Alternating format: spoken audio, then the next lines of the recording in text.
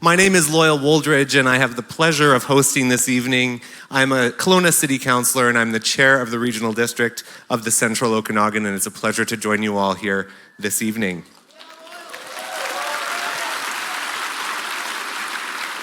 Before we begin, I would like to take the time to acknowledge that we're gathered tonight on the traditional, ancestral, unceded territory of the Syilx Okanagan people, who have called these lands home since time immemorial. And it's especially poignant this evening when we're going to be discussing trauma and how many Indigenous people continue to live with intergenerational trauma to this day. The city of Kelowna is facing many social challenges, just like many urban cities across this continent. While it's not a municipal mandate to deal with the situations that we're in, we continue to advocate for more housing, supports, and services to support our most vulnerable. But we can't do it alone. And that's why we rely on organizations like Ozanam House to help people on their path to recovery. Now, the fun fact, when I ran for council back in 2018, the reason I ran for council was because of the social challenges that we were facing. So I'm very humbled and honored to be here tonight because Dr. Maté's work is what informed me on what trauma has done to our society. So I'm very honored, and it was wonderful to meet Dr. Maté upstairs just earlier. And what an amazing turnout, right? It speaks to the relevance of Dr. Maté's message, and you know, judging by the amount of text messages I got today asking for more tickets, it was like Taylor Swift tickets. I just said to Gabor upstairs, did you know that like the tickets to your show tonight were like getting Taylor Swift tickets? And he found that quite hilarious. How many of you are from the Okanagan? Okay, awesome, representing. How many from across the country? Okay, and how about outside of Canada? I heard there's a group of students from Spokane. Is there a group of students from Spokane? Over here? Be loud. It's really bright up here. Thank you for joining us. That's fantastic. That's fantastic. Give them a hand.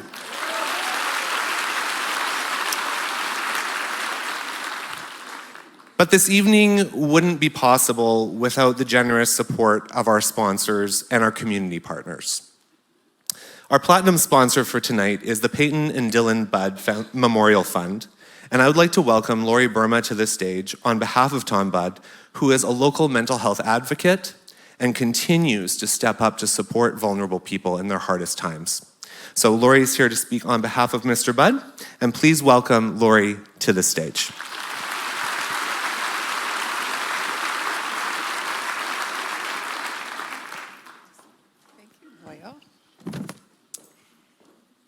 Good evening. My name is Lori Burma, and I extend greetings on behalf of Tom Budd and the Peyton and Dylan Budd Memorial Fund. As many as you know, Tom has survived a tragic suicide of both his sons, Peyton and Dylan Budd. His painful loss and the experience of his own trauma, has been the advent of a new journey and purpose. To share his story, to give people hope, and to help others get through the hardest times in their lives by encouraging them to speak out. Tom is an advocate for self-awareness surrounding mental and emotional health and suicide prevention initiatives. Life is worth living. That is the message Tom wishes to share with as many people as he can. So when Alison Grenier reached out to Tom with the opportunity to sponsor tonight's event, Tom wasted no time in responding with a resounding yes. Tom would like to express his appreciation to the Ozanam House staff, board of directors, and all of the volunteers. Your hard work and dedication in planning and organizing this event has paid off, and the results speak for themselves. And finally, thank you, Dr. Maté, for taking the time to share your knowledge, expertise, and experiences with us this evening. We are truly grateful for your exceptional work. Thank you.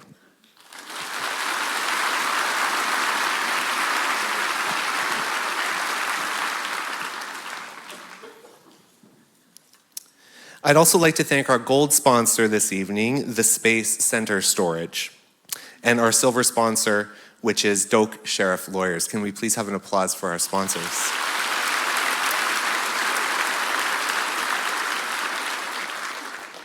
And of course, our media sponsors, which were eager to pick up this event, which were New Country 100.7, Kelowna Capital News, and Global Okanagan for helping promote this event and get the word out.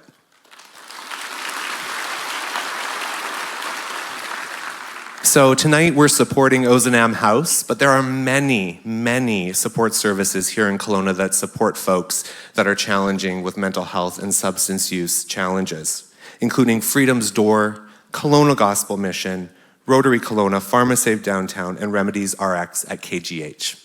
So it really does take a village to support us in times like these. Now, the main reason we're here tonight, obviously to see Dr. Maté, let's be real, but the real reason we're here tonight is to fundraise for Ozanam House. So how many of you heard of Ozanam House before tonight? That wasn't a lot. But now you all do. You all now know about Ozanam House. And Ozanam House has been operating here in Kelowna for 15 years. It has 19 beds. It's a transition home for adult men who are walking the path of recovery with addictions, mental health challenges, and probably both. Their mission is simple. It's to provide residents with a home, health, and hope. We know that stable housing and professional treatment under one roof are the keys to success.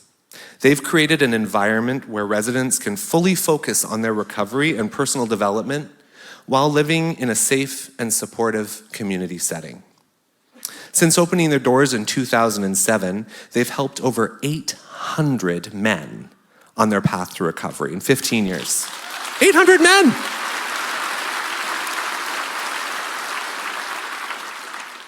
And oftentimes in Kelowna, we receive pushback about supportive housing or affordable housing. And people say, well, you know, that isn't the answer. But if people do not have that level of support, they don't have stable housing, how can we ask them to reach higher? So Ozanam House aims to do that. They've helped 800 people. And if you can visit their booth, they've got a QR code and donate this evening, that will go a long way. These groups often only operate on donations, and Ozanam House is no exception. So please open your wallets this evening and help Ozanam House. And now no one can tell the story better than Jamie Dale Walters, who's the house and program manager. And I had a great opportunity to chat with Jamie last week and find out more about Ozanam House, and he's going to share that with us now. So please welcome Jamie to the stage.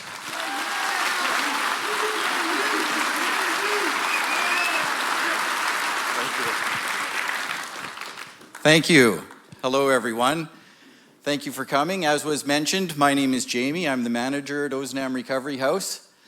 I want to thank you all for coming here and supporting something that is very dear to my heart. The work that I do is not just about a job for me. It's about expressing my passion, finding my purpose in life, and to have this many people here supporting that process is absolutely amazing. So I want to thank you for that. Tonight we're going to hear Dr. Gabor Maté speak. The title of the talk tonight is Myth of Normal. The Myth of Normal. It comes from his book, the subtitle of which is Trauma, Illness, and Healing in a Toxic Culture. To me, that really speaks to this idea that a fundamental change is needed in our culture. And I suspect that's why all of you are here, that you resonate with Dr. Gabor Maté's message.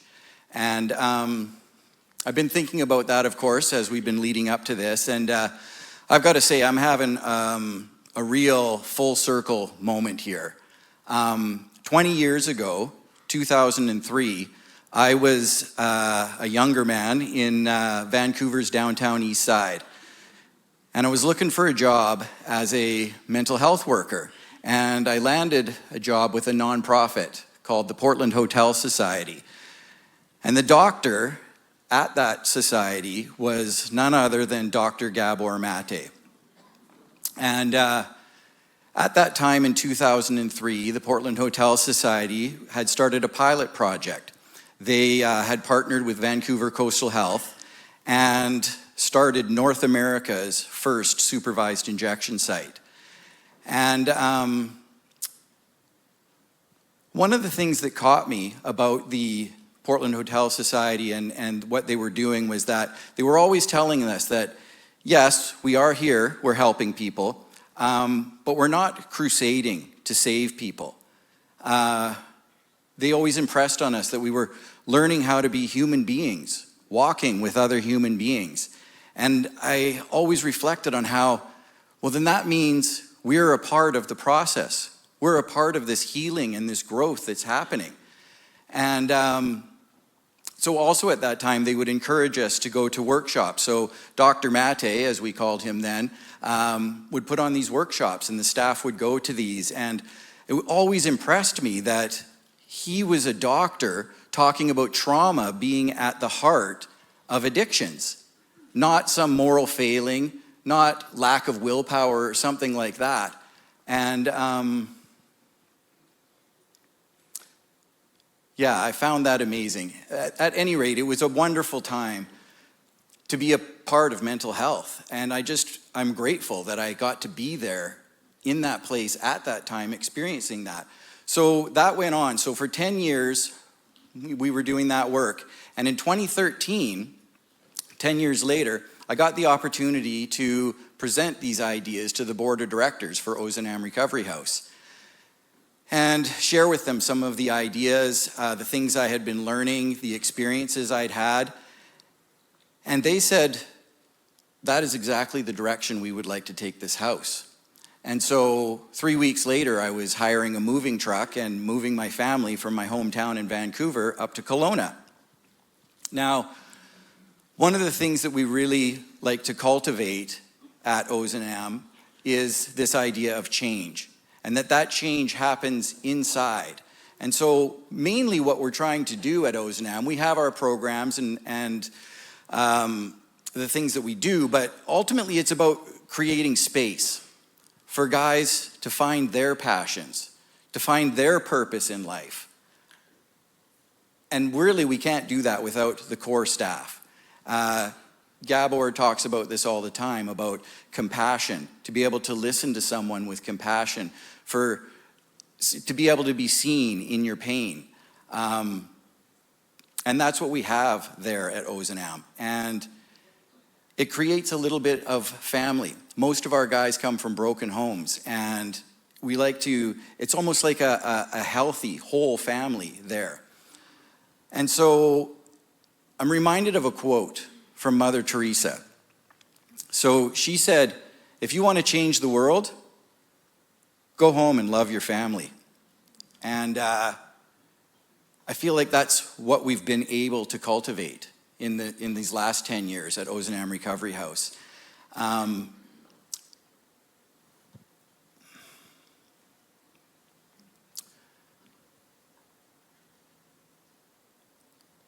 So you guys are here to hear Dr. Maté talk about these ideas.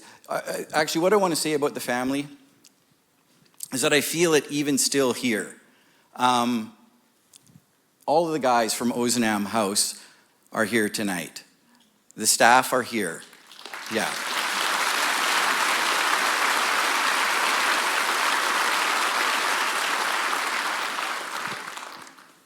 Jerry's here.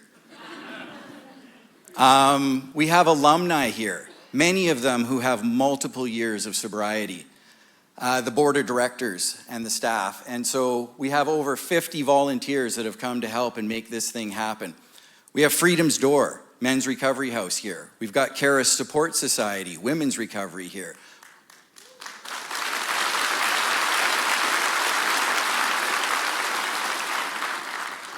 New Approach Healing Center has got some people here. Kelowna's Gospel Mission is here. We can do some more applause for sure. That's part of the family and the community that we've got going. Many of the executive directors from these organizations, we get together every other month and we talk about our community. We talk about ways that we can improve our services so that we can continue to reach out and help and to synchronize our services to better help the city. And finally, there's you that are here and you're a part of this. And it's Gabor Maté that has the message that's bonding us all together here tonight. But one of the things that I think is that you folks here have some understanding that the healing that our culture needs is you're a part of it. It's gonna come from within you, within your families, and into your community. And if it's true that you do believe that, as I believe that, then that is truly amazing. Truly amazing.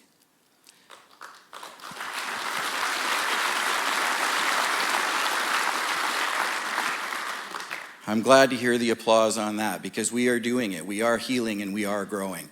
So you guys have come to hear Dr. Gabor Maté talk. I just want to express my gratitude for him coming here. He has donated every bit of the funds from here to the men of Ozanam Recovery House.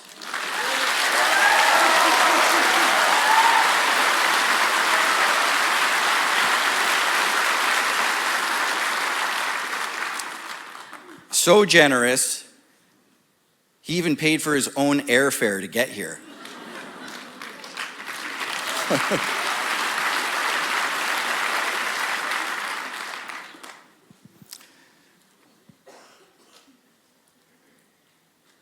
At any rate, ultimately I want to say thank you for being here and contributing to this. Thank you very much for the time to allow me to come up here and speak to you. Namaste. God bless.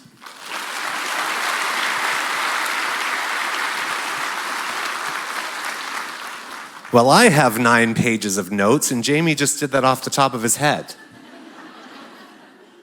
All right, we're just about ready to begin. So just a few housekeeping items before we get started. Tonight's program is going to last about 90 minutes. We'll hear from Dr. Maté for about an hour, and then we're going to have an opportunity for a Q&A session from our audience. And then we'll have some closing remarks, and we will wrap up shortly around 9 p.m., not 9 a.m. That would be a really long keynote. There won't be an intermission for the next 12 hours. So if you need to leave the theater, the ushers will work to get you back in the room as quickly as possible, but they will have to wait for a pause in Dr. Maté's speech. So if you do choose to leave, just be patient, please. I feel like a flight attendant. There's emergency exits at the back of the room, and the washrooms are located on the main floor. Now, if you haven't already seen, an amazing local bookstore, Mosaic Books, is here tonight. How many of you have heard of Mosaic? Right? A staple here in Kelowna. So please support local. They have a small amount of signed books. Gabor was upstairs signing about 200 of them before this. So there are some signed copies available in the lobby that you can pick up following the event. So without further ado, it's my honor to introduce our speaker this evening, Dr. Gabor Maté. Dr. Maté is a retired Canadian physician and renowned public speaker, is a best-selling author with books translated into 35 languages across 5 continents. His award-winning book on addiction, In the Realm of Hungry Ghosts, is a staple in higher learning institutions. His latest work, The Myth of Normal, topped Canadian bestseller lists and spent 19 weeks on the New York Times bestsellers list. Pretty amazing. With a background as a family doctor and palliative care director, Dr. Maté spent 12 years working in Vancouver's downtown east side, addressing drug addiction, mental illness, and HIV. He's a sought-after international speaker and has addressed judicial bodies in Canada, the US, and Australia on the connection between trauma, addiction, and dysfunctional behavior. Dr. Maté is honored with the Order of Canada and Civic Merit, and he continues to collaborate with Indigenous communities on these challenges. His film, The Wisdom of Trauma, has been viewed over 10 million times worldwide, and his therapeutic method, Compassionate Inquiry, studied by 3,000 healthcare providers in 80 countries. This truly highlights the impact of Dr. Maté's work. Featured on popular podcasts like Joe Rogan and Tim Ferriss, Dr. Maté continues to share insights on addiction, stress, child development, trauma, and more. His upcoming book, Hello Again, co-authored with his son Daniel, extends his impactful work. And of course, you can always find out more information about him at drgabormate.com. Now it's my pleasure. Please welcome Dr. Gabor Maté.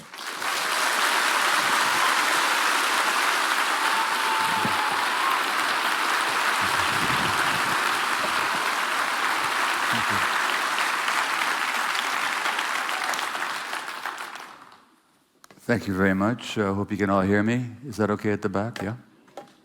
Thank you. So first of all, I really appreciate this invitation to be here in Kelowna, especially in support of this wonderful organization, the Ozanam Men's Center, a much needed facility. But what do I want to talk to you about? I think what I've been trying to figure out all my life is two questions. Why do people suffer? Why do we impose suffering on ourselves and on other people? But more fundamentally, what makes us tick? Just what does it mean to be a human being? Now, that's not the kind of stuff you talk about in medical school. In medical school, you talk about organs and systems and chemistry and physiology and biology and biochemistry and pathology and diseases. But we never talk about the human being in which those processes take place and in whom health or disease manifests itself. So maybe I should talk about what it means to be a human being. It's as if people just had separate organs, a heart or guts or a liver or a brain or an immune system or kidney.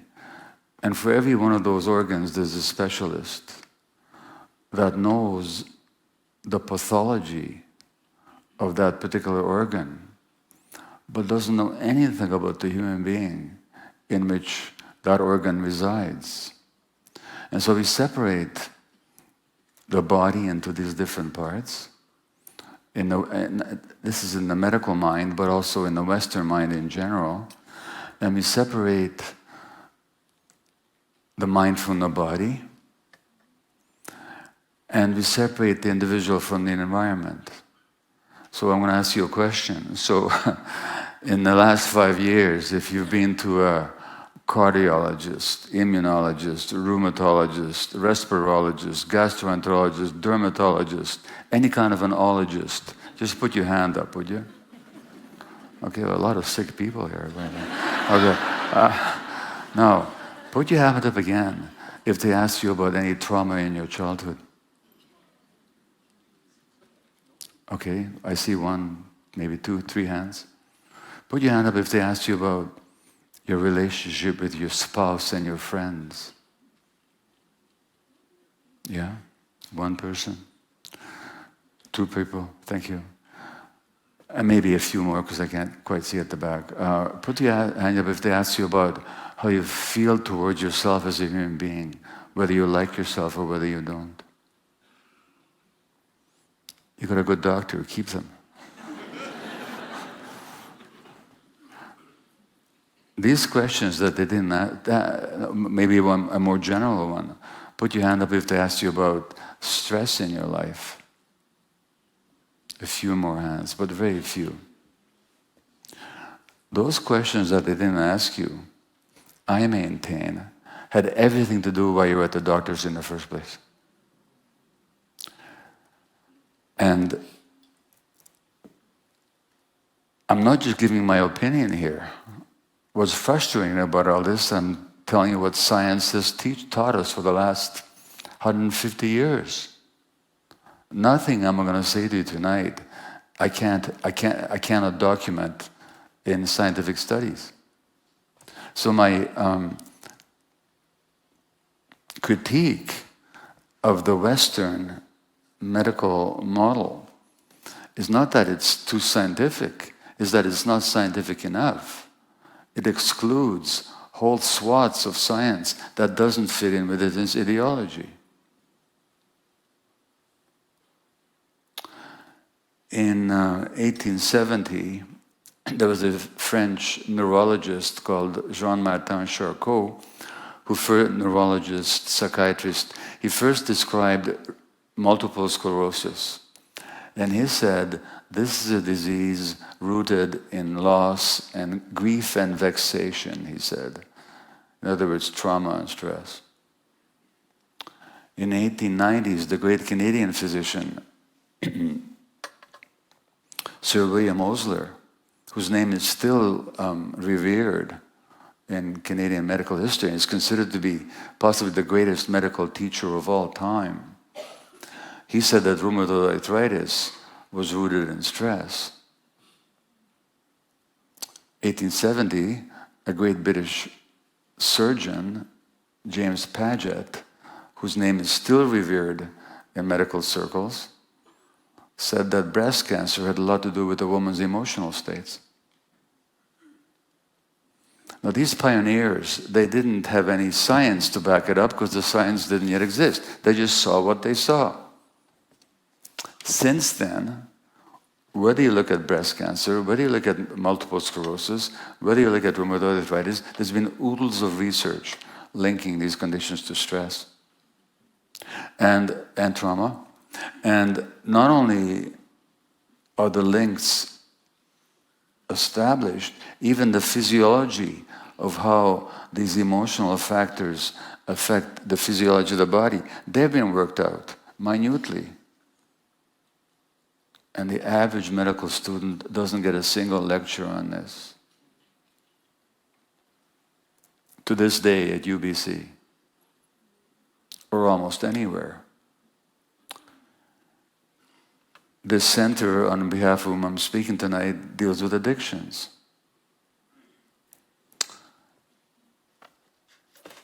There's a British psychologist, a member of the British Academy, Richard Bentall, who said that the link between childhood adversity, which is to say trauma, and adult mental health conditions is as clearly established as the link between smoking and lung cancer.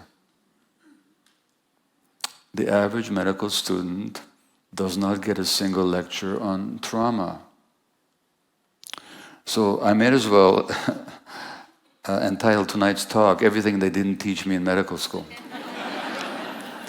Which is not to say that I didn't learn good stuff. I mean, Western medicine is amazing in its achievements, what it can diagnose and sometimes often cure technologically, surgically, in so many ways. It's miraculous. But it's miraculous within a very narrow range. And when it comes to chronic conditions of mind and body, it's pretty clueless for the most part. Why? Because they don't look at the science of the unity of everything. Now, the idea that everything is united is not a new idea. By the way, in 1939, there was a doctor at Harvard University. His name was Dr. Soma Weiss. He was a Hungarian like myself, but he was teaching at Harvard. And his name is so venerated that to this day, they have a research day in his honor at Harvard. And here's what he said at a very famous lecture to a medical school class in 1939. He said, that social and psychic or psychological factors play a role in every disease, but in many conditions, they represent the dominant influences. He said in 1939. He also said that mental factors represent as active a force in the treatment of patients as chemical and physical agents. He knew what he was talking about, even if he didn't have the science that we have today to back him up. Now, here's the deal. This article, this lecture that he gave, was subsequently reprinted in a Journal of the American Medical Association, you know, the chief journal of American physicians, in 1940. Here's the punchline. 5 years ago, as I was writing this book, I interviewed a psychiatrist at Harvard, a very well-known psychiatrist. His name is Dr. Jeff Rediger. He heads one of the departments at McLean's Hospital at Harvard. And he said that to this day, to talk about mind-body medicine is to risk your career at Harvard. This is 80 years after Semmelweis made this observation that was reprinted in the Journal of Medical Association. In 1977, there was a very famous American physician, psychiatrist, George Engel, and he said the following. He said that the crippling flaw in modern medicine is that it does not include the patient and his attributes as a person. Yet the everyday work of the physician is the prime object of study is a person. So he called for what he termed a biopsychosocial view of health, which simply means that the biology of human beings cannot be separated from their psychology and from their social relationships. Which means that when we're looking at an illness in a person, we're not just looking at an illness in a particular part of the body, whether it's the brain or the heart or the lungs or kidneys or the intestines, the skin. We're actually looking at the emotional life of that person. And of course, people's emotional lives don't take place in a vacuum. They take place in the context of social relationships, as I will tell you, from the moment that we're conceived. Which means that when we're diagnosing an organ in a person, we're actually looking at a life in a culture. This is not new information. The fact that everything is interconnected has been a fundamental teaching of traditional cultures for thousands of years, and certainly is part of the medicinal traditions of indigenous cultures, including here in Canada.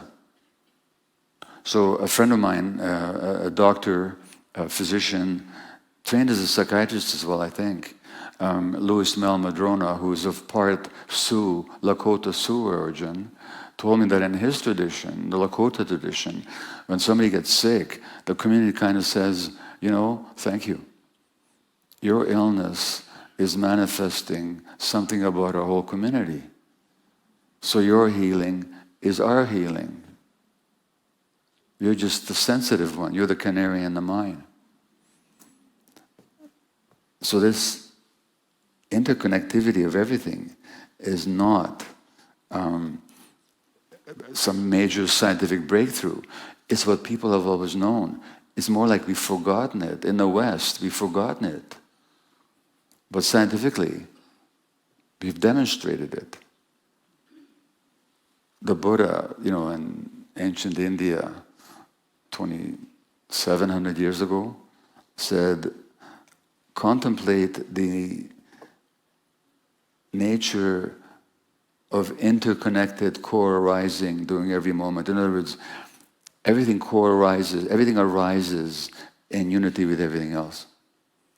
So he says, when you look at a leaf or a raindrop, meditate on the conditions, near and distant, that have contributed to the presence of that leaf or raindrop. Now, when you think of a leaf, you can just see it. I mean, our ordinary tendency is to see it as an isolated object, right?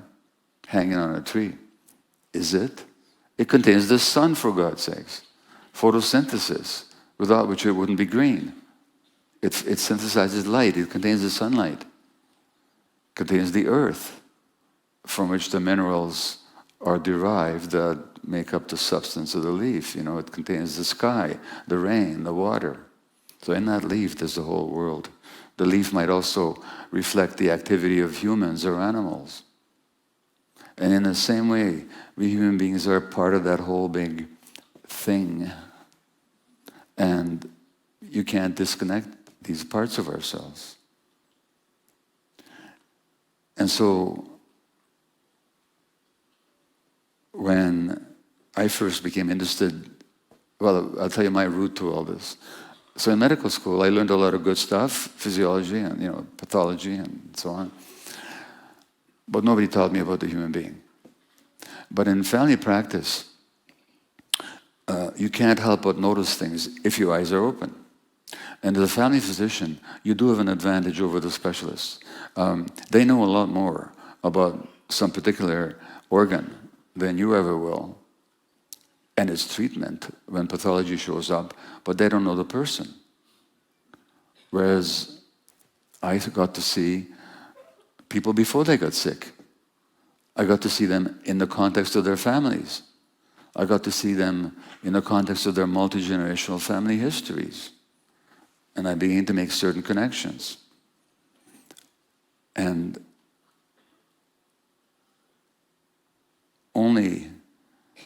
I'll tell you a story. When I was writing my book, When the Body Says No, I was researching the connection between stress and cancer. So I went to the BC Cancer Agency office at 10th and Willow in Vancouver. I spoke to the head of the psychology department. And I said, I'm looking for the link between stress and cancer. She said, we don't believe there's any such link. I went to the library where I found 10,000 articles.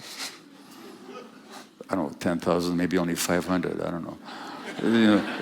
Connecting the link between stress and cancer. It had been researched and published. Shocking, the gap between practice and science. So I began to notice that people who got sick and who didn't, there were certain characteristics. Now let me tell you something. And this is maybe the fundamental theme of my talk tonight. There was a book written 13 years ago or so by an Australian nurse. It's called The 5 Top Regrets of Dying People. Now this nurse worked in palliative care, looking after terminally ill people, which is what I did for 7 years. For 7 years, while I was in family practice, but I was also the coordinator of the palliative care unit at Vancouver Hospital, working with dying people. And you learn a lot about people when they're dying, if you listen to them. And these are people who are dying before their time. They're not in old age, but they're dying of cancer and other chronic illnesses. So this nurse found what I often found.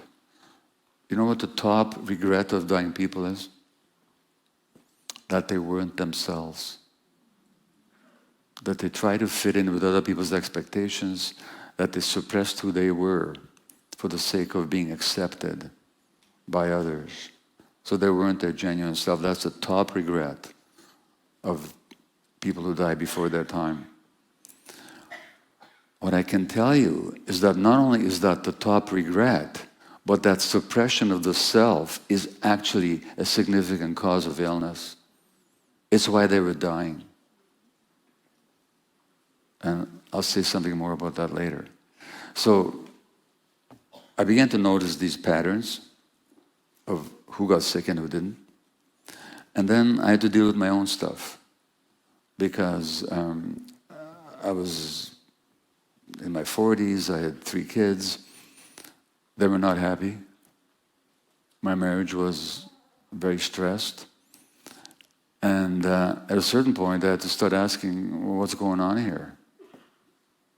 And I was a very successful doctor. I was busy and always in demand, and people were very grateful, but I was a workaholic. I wouldn't say no to anything. It doesn't matter how many patients I had, I always would take on more.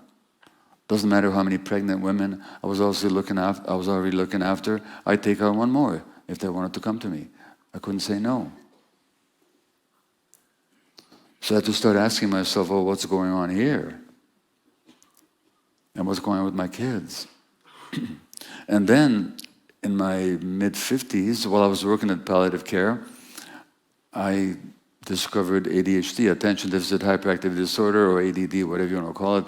The social worker on the unit, Betsy Jo, her name was, came to me and said, "Hey, Gabor, can we have coffee?" And I said, "Sure, let's have coffee." You know, they're both very hyper people, and she told me she's just been diagnosed, and with adult ADD, which I'd never heard anything about.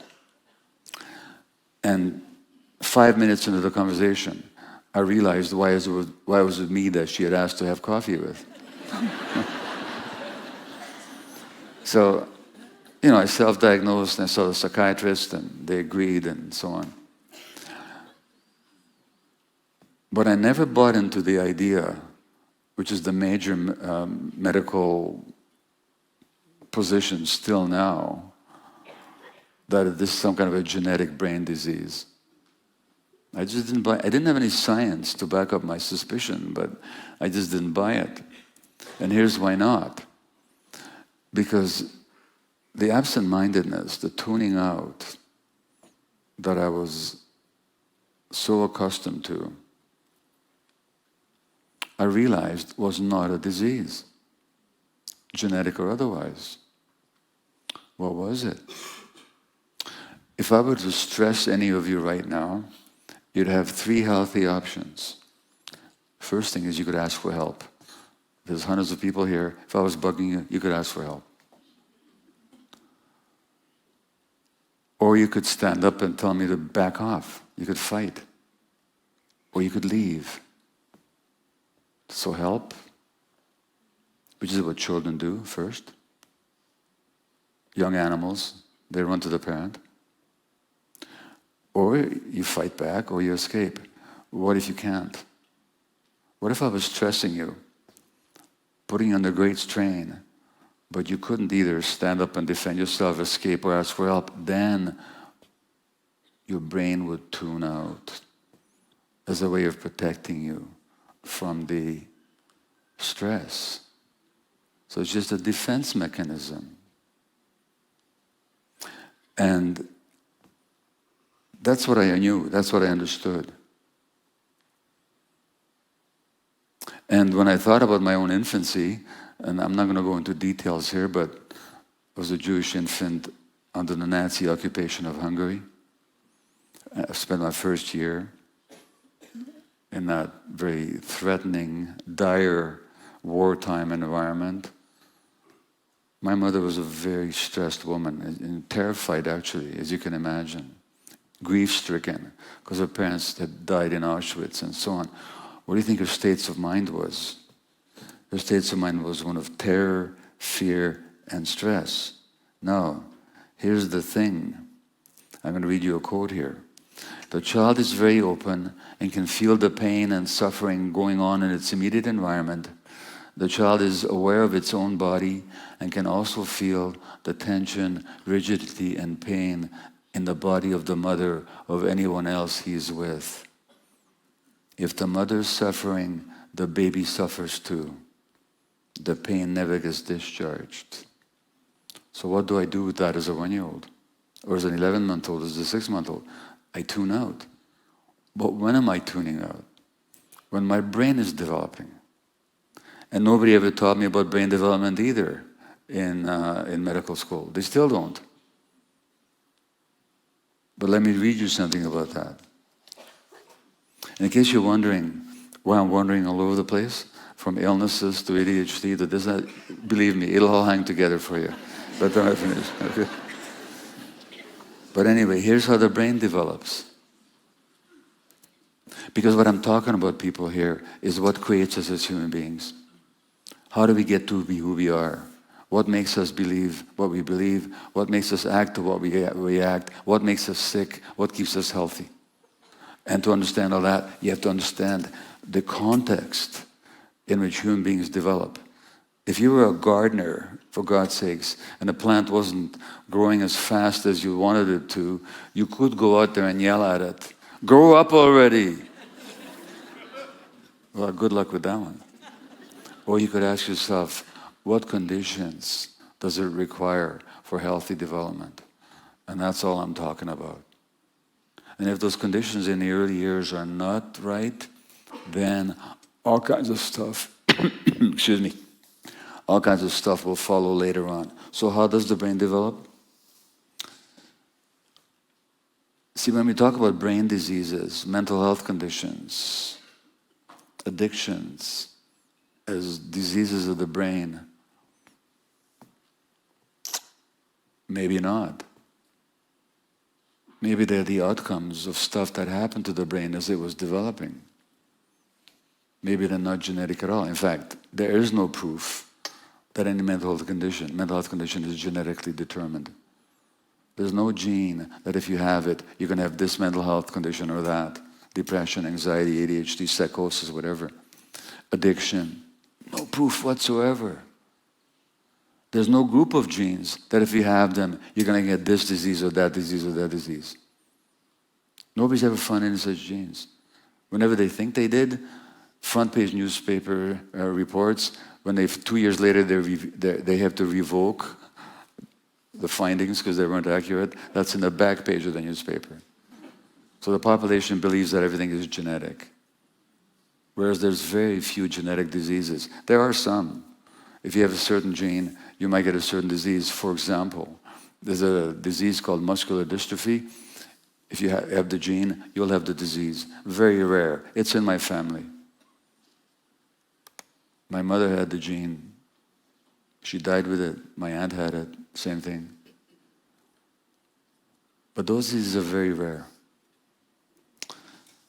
So, the brain. This is an article from a very obscure university, Harvard University, published in a back page medical journal called Pediatrics, the official journal of the American Pediatric Academy.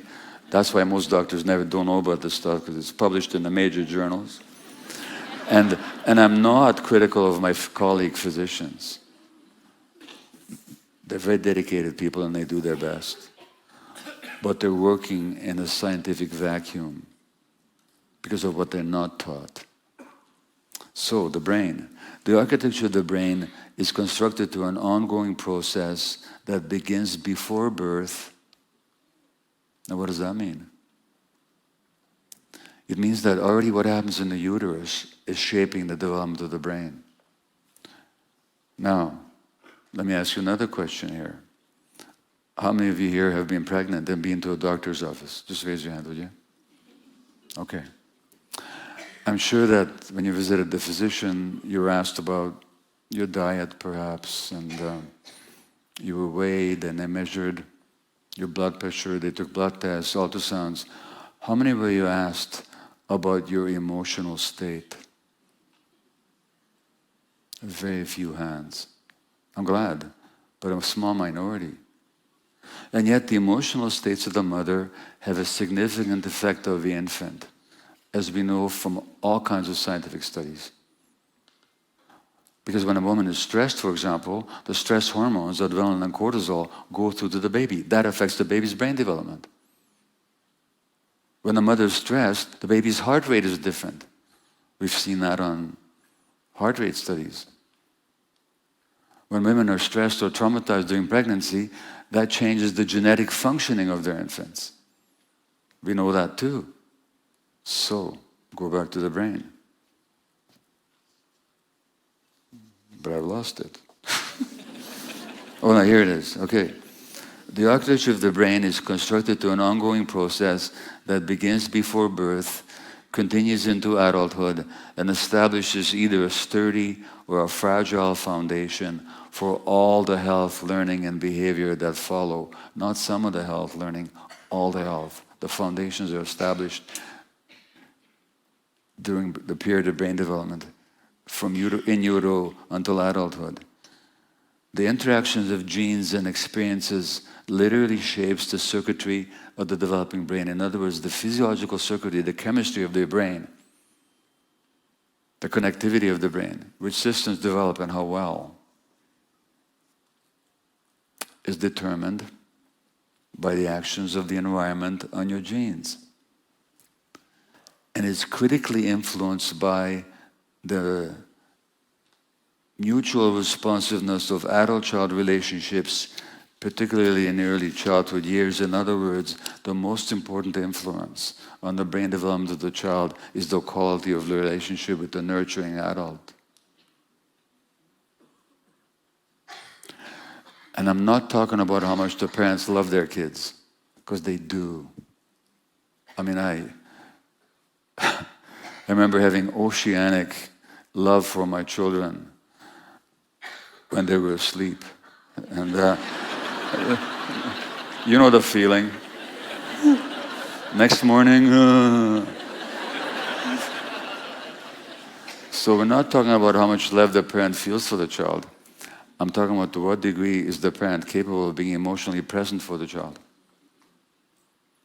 Because I'll talk to you about the needs of the child in a moment. But when parents are stressed, economically, or politically, or they're carrying their own trauma that haven't worked out yet, or the parental relationship is stressed, and there's a lot of tension in the home, the kids pick up on that. You want to know how you can figure out if a marriage is troubled or not? You can do two things. You can interview the parents, or you can measure the stress hormone level in the urine of the child. Because the children are affected by the parent's stress. And that has an impact on their physiology, because it's all one, you see. So, if I can explain my tuning out by the stress that my mother was under, and then therefore I was under, and that then being wired into my brain, because that's when my brain was developing, I can also explain my workaholism that way. Because why was I a workaholic? Now look, and I think this is true for a lot of people. Whatever we do, whatever decision we make, whatever action we undertake, we usually have many reasons. We think we know the reason, but what we think is only part of the reason. It may be a valid part of the reason, but it's only a part of the reason. So look, when I went to medical school, I genuinely wanted a profession where I could really help people. That was a calling that I had. A lot of doctors, nurses, teachers, social workers, other helpers have that kind of calling. That's genuine, authentic, and to be respected, I think. But there was something else. And there was another motive, which was more selfish, perhaps, but, I wanted to make a good living. I wanted to feel economically secure. That's okay. But there was something I didn't know. I needed to feel wanted. I needed to feel important. Why? Because I didn't. Why didn't I? Because children are narcissistic. And by narcissism, I don't mean a pathology or anything negative. I mean, they take everything personally. So when my mother was stressed, guess whose fault that was in my own mind? Let me tell you a story that some of you might find a bit strange, but that's okay. Sometimes I worked with psychedelics. Some of you know that I worked with psychedelics for the last 12, 13 years.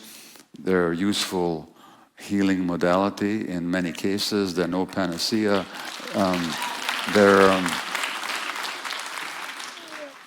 They're not for everybody, and then they're not going to save the world, but they can be useful. And I've worked with them both as a healer and also as a client. So about 7, 8 years ago, I was in San Francisco in a mushroom session. I was the client. I'd taken the psilocybin, the magic mushroom, 2 grams is the usual dose. I was lying on a mat on the floor in the office of the therapist. She was sitting there next to me, a woman in her 50s. I knew exactly where I was. I was in this therapist's office. I knew what I'd done. I'd taken mushroom to have a healing experience. She was the therapist, and I knew what my name was and who I was in the world. I wasn't hallucinating, but I had a kind of a double consciousness, because at the same time, under the influence of the psychedelic, I experienced myself as a 1-year-old baby. And this woman was my therapist. Sorry, this therapist was my mother. And I started crying. And I said to her, I'm so sorry I've made your life so difficult. At 1 year of age, I took on that I'm the one who made my mother's life difficult. That's what children do automatically. That's a big burden. That's a big burden. And when I was 11 months of age, my mother gave me to a total stranger in the street, a Christian woman. That's all she could do to save my life, because she couldn't keep me alive anymore. She couldn't even know if she would live another day. So I didn't see my mom for 5 or 6 weeks. Well, what do I conclude from that? That I'm not lovable. That's the trauma. So I'm talking about trauma. Trauma is not what happens to you. Trauma is not that I was separated from my mother and that she gave me to a stranger. That wasn't the trauma. That was a traumatic event. Trauma means wound. And the wound happens inside you. So trauma is not the blow on the head. Trauma is the concussion. Trauma is not the car accident. It's the broken leg is the trauma. That's the wound. And the psyche, the mind, can be wounded as much as the body can be. So trauma is this wound. And the wound is, I'm not lovable, I'm not wanted. No, if you're not lovable, if you're not wanted, you know what you do? You go to medical school. Because now they're going to want you all the time. When they're born, they want you. When they're dying, they want you. And every minute in between, they're in trouble. They're going to call you on the beeper, and boy, am I important. That's not a calling. That's being driven. It's not the same thing. When you're called, you can answer the call or not. It's conscious. Being driven is unconscious. You're like a leaf in the wind. So I'm working too much. I'm not at home for my kids. What message do they get? That they're not wanted. Because if Daddy wanted them, he'd be around with them. So we pass on our traumas unwittingly, despite the love that we have, until we work them out.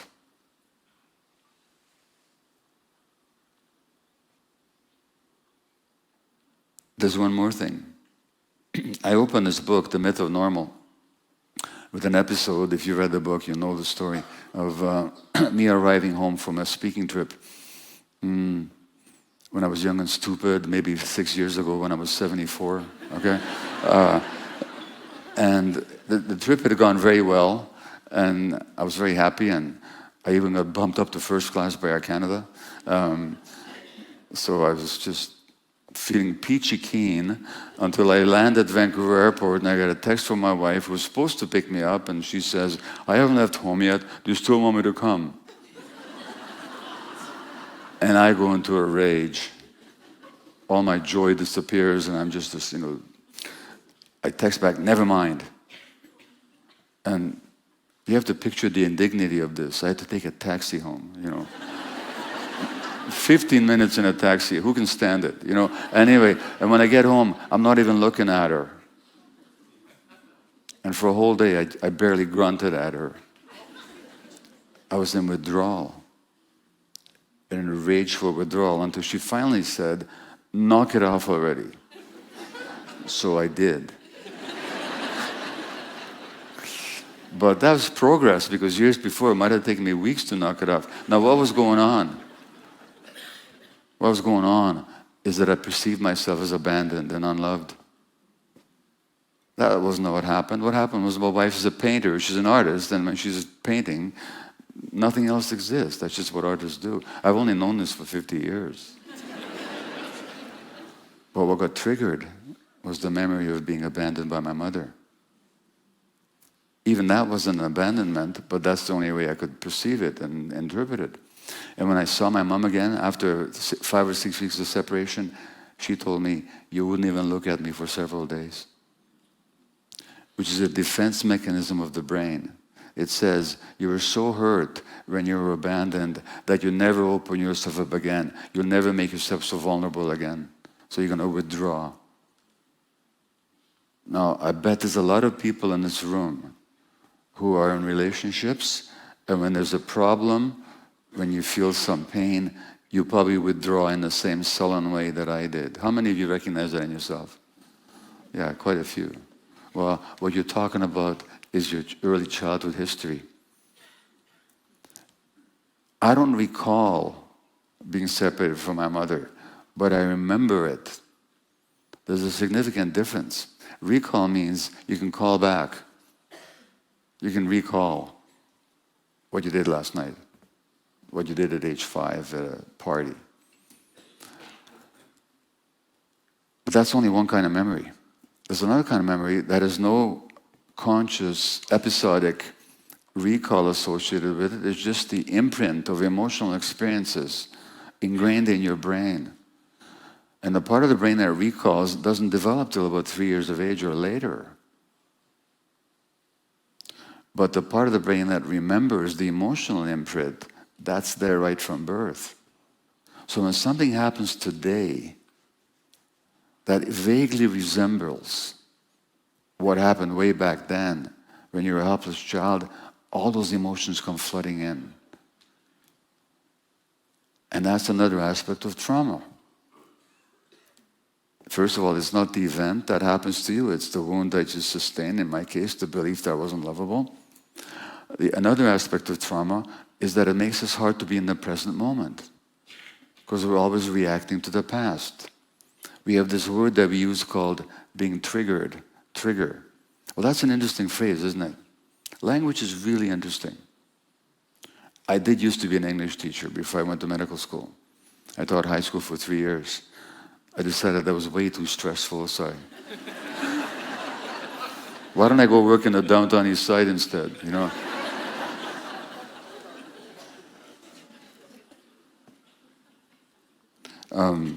Trigger means, when you look at the metaphor of a trigger, how big a part of the weapon is the trigger? Very small.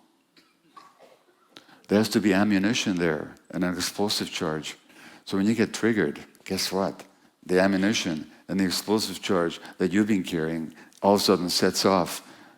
Now you can focus on the trigger. You triggered me, don't trigger me. Or you could more usefully examine, what's the explosive charge inside me? What's the ammunition? What's being triggered here? Well, that's the trauma showing up.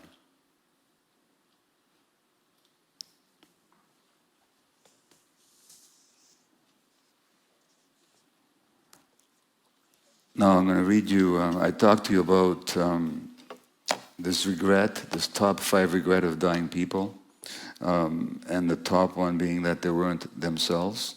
Now let me talk to you now a little bit about how that leads to wellness. And this is not theoretical, or not purely theoretical, because I can tell you, lots of people, when they get sick, if they allow the disease to wake them up, they actually have a much better chance of healing. I can give you many examples of that. Not only can I give you many examples of it, many examples have been researched and published. So it's not just a matter of, now I'm not promising a magical cure to anybody. I'm just saying that the possibility of healing really opens up for a lot of people, especially in chronic conditions. Where you know, I could show you some slides. I had some on my computer. I hadn't cooked it up.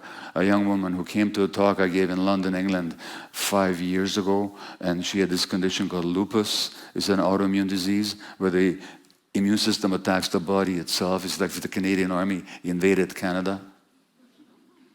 The immune system meant to protect you attacks you instead. Rheumatoid arthritis, multiple sclerosis, colitis, Crohn's disease, chronic fatigue, fibromyalgia, any number of conditions or autoimmune diseases. So she had this one called lupus. And by the way, women have 80% of autoimmune disease for reasons I'll touch upon in a moment, if I remember. This young woman was diagnosed with lupus. Her face was red. She had this butterfly rash. It's called the butterfly rash because it covers her cheeks, and then there's a bridge here like a butterfly's body. Butterfly rash. And her fingers were white, about as yellow as this paper here, because the blood supply had been constricted to her fingers. She was told by the doctors, you got this disease, we don't know what causes it, you're going to have it for the rest of your life, it's going to get worse, and the best we can give you is give you medications. I could show you what she looks like today. She sent me photographs a year ago. Face looks beautiful, no rash, fingers are pink as anything, no medication, no disease, no nothing. Why? Because she realized the emotional factors in her life that created the ground for the disease. And the biggest ground was that she was not in contact with herself, not in touch with herself. She had disconnected from herself, which is another aspect of trauma. We disconnect from our bodies, our emotions. Let me ask you another question with a show of hands. If you've had the following experience, that you've had a strong gut feeling about something, and you ignored it, and you were sorry afterwards, just raise your hand, would you? Okay, well, just about everybody here. You just told me the story of your childhoods, whether you realize it or not. Have you ever met, has anybody ever met, a one-day-old baby not in touch with their gut feelings? That's all they have. Why do we get disconnected? Why do we don't trust them? Why don't we listen to them? And gut feelings are not luxuries. I'll talk to you about that in a moment. When I mentioned to you that there were certain patterns that I noticed in people who got sick, I will, if I can, read you some materials here. Okay, let's just try this.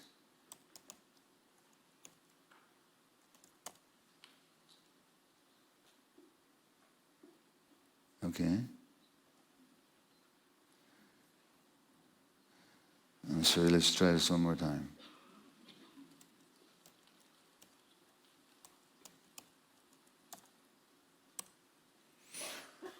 Doesn't want to give it to me. All right, well, what these were clippings from a newspaper, the Globe and Mail, for which I used to write a medical column. And if I don't find it, I can read it. And I'm not finding it, so that's okay. I'm not going to keep looking. So, yeah, I know, I did find it. How about that? So, this is an article written by a woman just diagnosed with breast cancer. Remember I said there's all kinds of research showing the relationship between breast cancer and emotional factors? She's just been diagnosed, and she wrote the article in the first person. The Globe and Mail's got a column written by people in the first person. And her doctor's name is Harold, and her husband's name is Hai. And she says, Harold tells me that now Hai's first wife died of breast cancer. Now Donna, the second wife, is diagnosed with the same thing. Harold tells me that the lump is small and most assuredly not in my lymph nodes, unlike that of Hai's first wife, whose cancer had spread everywhere by the time they found it. You're not going to die, he reassures me. But I'm worried about Hai, I say. I won't have the strength to support him. Now what's wrong with this picture? She's the one diagnosed with a potentially fatal illness, no matter what the doctor says. And her first and automatic thought is, how will I look after my husband? She's the one who's going to have to go to radiation, maybe surgery, chemotherapy. How will I support my husband? So this automatic regard, compulsive concern with the emotional needs of others while ignoring your own is a major risk factor for illness. And again, what I'm telling you here is, when I first noticed these things, I just thought I was seeing things.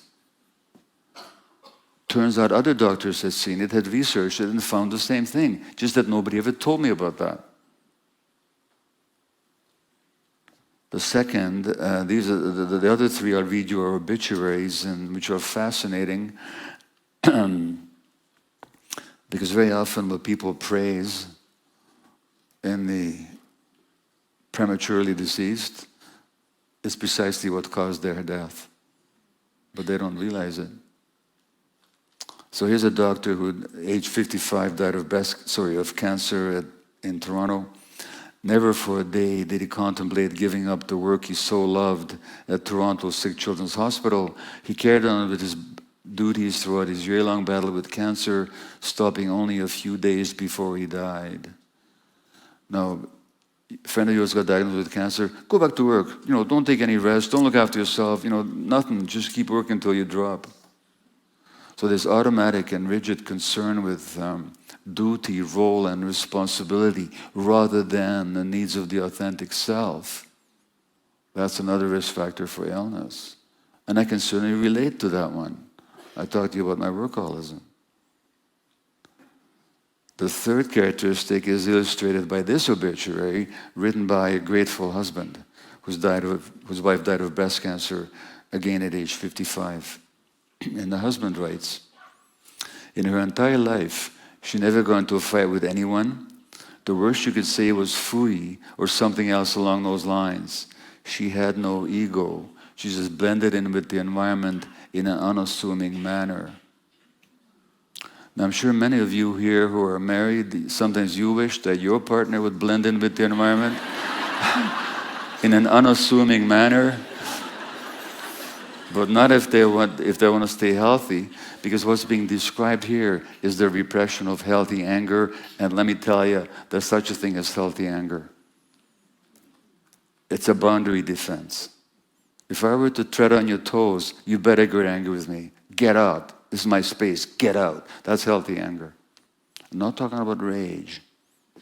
That's unhealthy anger. But healthy anger, we have a circuitry in our brain for anger. Nature gave it to us for a good reason. Anger is a boundary defense. What is the immune system? It's a boundary defense. Anger keeps out what you don't want. The immune system keeps out what's unhealthy. Because physiologically, we now know that the immune system, the emotional system, the nervous system, and the hormonal apparatus are not separate functions at all. They're one system. Physiologically, they're one system. So when you're pushed on one aspect of it, you're pushing down the other. When you're repressing your healthy anger, not expressing how you feel, you're also affecting your immune system, which can result in autoimmune disease or malignancy. Now, why do women get more autoimmune disease? In this society, well, let me read you one more obituary and then I'll come back to that question. So, in this case, you have to believe me, I didn't make this one up. This is from the Globe and Mail obituary section. And this is a doctor at age 72 who died of cancer in Ottawa. And the obituary said, Sidney and his mother had an incredibly special relationship, a bond that was apparent in all aspects of their lives until her death. As a married man with young children, Sidney made a point to have dinner with his parents every day as his wife Rosalind and their four kids waited for him at home. He would walk in, greeted by yet another dinner to eat and to enjoy. Never wanting to disappoint either woman in his life, Sidney kept having 2 dinners a day for years until gradual weight gain began to raise suspicions. This guy suffered from 2 fatal beliefs. One, he's responsible for other people feel. You're not responsible for anybody feels. You're responsible for how you act and how you speak, but not for how they feel, unless you're a parent with small kids. Okay? And the second fatal belief was he was never disappoint anybody. Now, I'm not going to go into the science of it. There's a chapter on it in the book. I mean, I talk about it in the book when the body says no, myth or normal. But why do women get more autoimmune disease? And why do indigenous women get even more autoimmune disease? Indigenous people in Canada used to have no autoimmune disease at all prior to colonization. It's got nothing to do with genetics. It's got to do with stress and trauma. An indigenous woman today in Canada has 6 times the rate of rheumatoid arthritis than other people.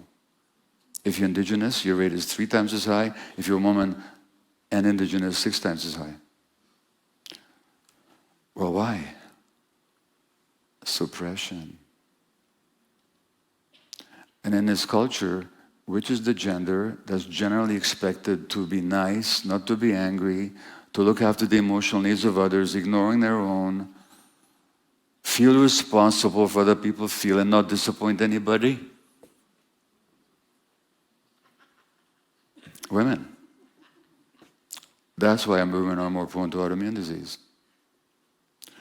Which also means that healing, if you actually start knowing what you feel and getting connected to yourself and expressing it and saying no, you can actually do a lot of healing. I can give you lots of examples of that.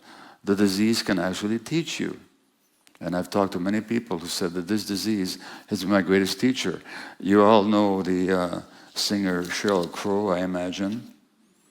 And Sheryl Crow said she was diagnosed with breast cancer. And she said, surviving breast cancer redefined who I am and how I am. Until then, I'd spent a lifetime being a caretaker for everyone around me. From then, I started to put myself first.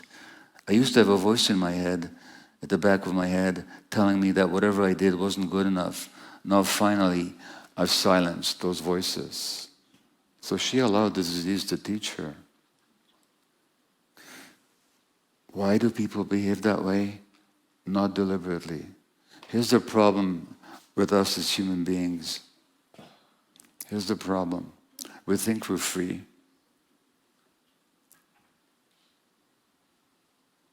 But many of the decisions and reactions and behaviors that we pursue are actually determined by what we're not conscious of, or unconscious. And basically the unconscious pulls our strings. We're like puppets on a string. When I was a workaholic doctor, I was a puppet on a string. You got to keep going, keep going, keep going, keep going.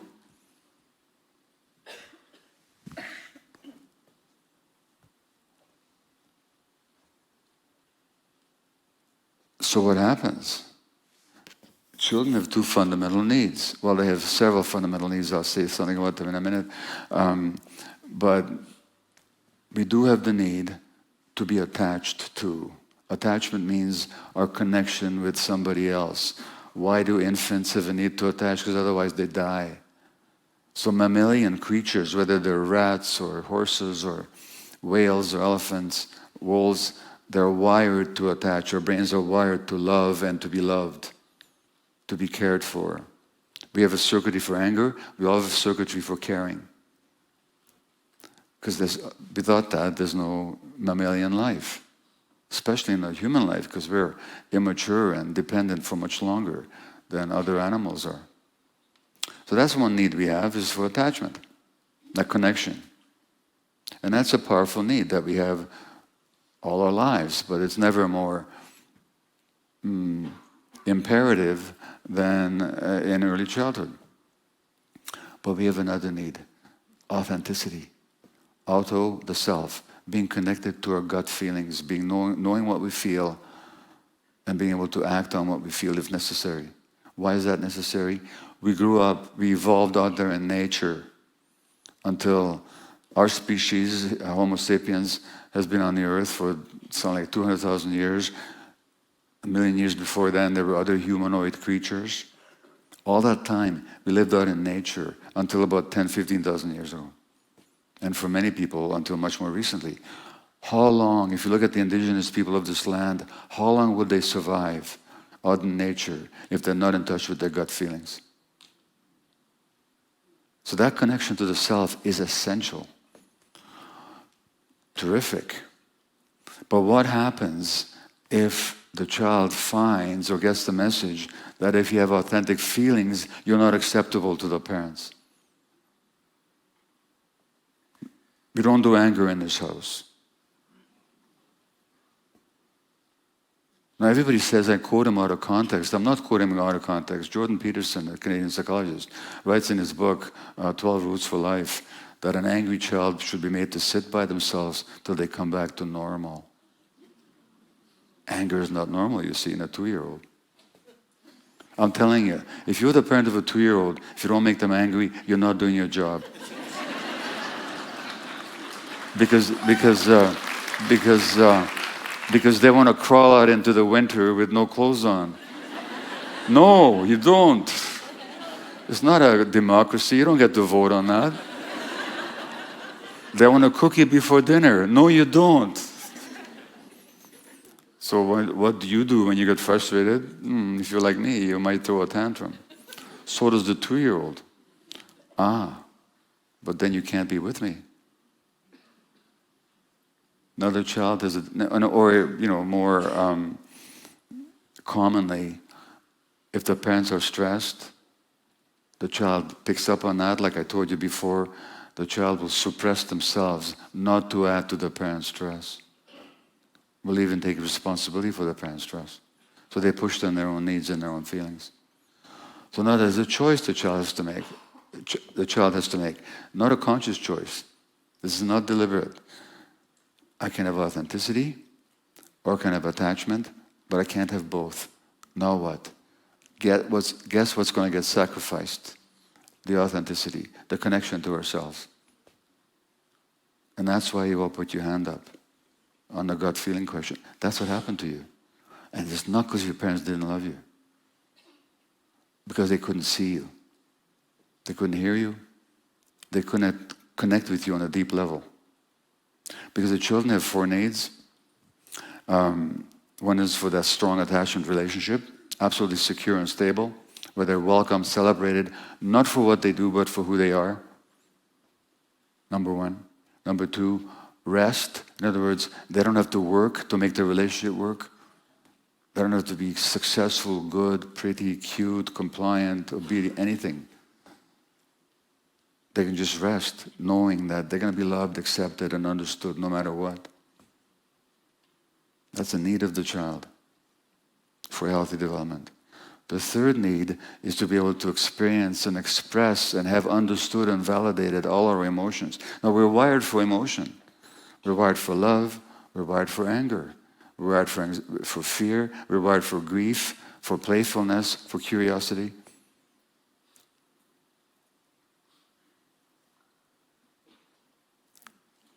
And the child needs to be able to experience all that, express it, and have the parents validate it, understand it. Now, a lot of parents are too stressed, too traumatized themselves to be able to provide those conditions to their kids. The fourth condition is free, spontaneous play out in nature. Now, how many kids still have free, spontaneous play out in nature? They play with toys, mechanical, plastic toys, cell phones. I could go on. I give you a whole lecture just on the harm of digital media on the developing brain of the child. So when I talk about the toxicity of this culture, what I'm talking about, it doesn't provide families and children the necessary conditions for healthy development. Because let me tell you, you can traumatize people in 2 ways. You can hurt them, do bad things to them, children. So there's the famous adverse childhood experiences studies, the ACE studies. Adverse childhood experiences are physical, sexual, emotional abuse, violence in the family, a parent dying, a parent being jailed, a parent being addicted, a parent being mentally ill, a rancorous divorce, neglect. You do that to kids, you can predict they're going to have more chance for addiction. And I'll finish this talk in a moment with a word about addiction. More mental health conditions, more physical illness, and so on. You can show the links between all that early childhood adversity and adult pathology. But you can also hurt kids not by doing bad things to them that you shouldn't have, but by not doing the good things that you should have. And not because you don't love them, but because you limited yourself by all the factors that I talked about. And this is how trauma gets passed on multi-generationally. Now, a final word about addiction. In Canada's jails, there's a scandal.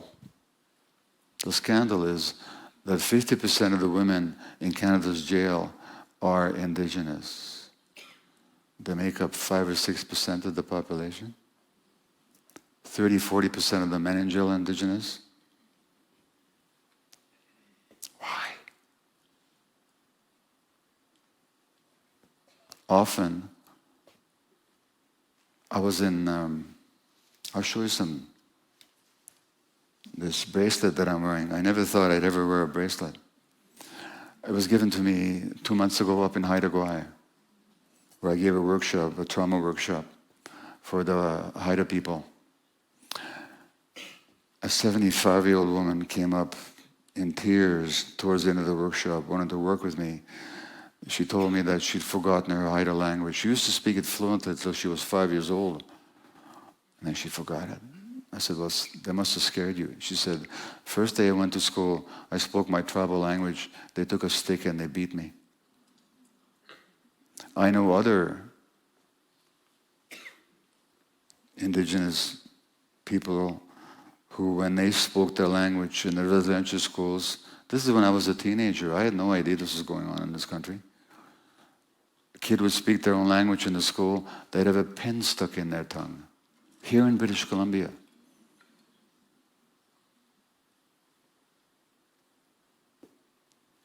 And then we wonder why Indigenous people have high rates of diabetes and autoimmune disease and suicide and addiction because of all the trauma. And what is it? Now this woman with the pin in her tongue, she was an alcoholic by the time she was 9 years old. Let me finish with 3 minutes on addiction, then I'll take questions. I'll define addiction as any behavior in which you find temporary relief or pleasure, and therefore you crave it, but then it causes negative consequences, and you can't give it up despite the negative consequences. So pleasure, craving, relief in the short term, harm in the long term, inability to give it up. I said any behavior. I didn't say drugs. It could include drugs, for sure. Alcohol, cocaine, crystal meth, cigarettes, caffeine, fentanyl. It could also be work, as I've said, gambling, shopping, pornography, eating, bulimia, extreme sports, cell phones, internet games.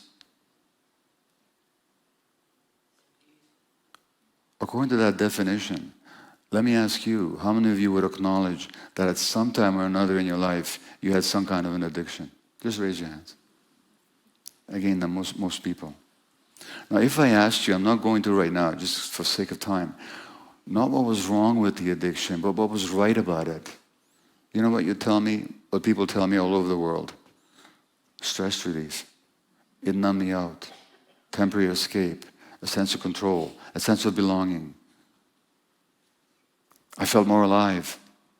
Well, all these things, pain relief, numbing out. When do you have to be numbed out? When you go to the dentist.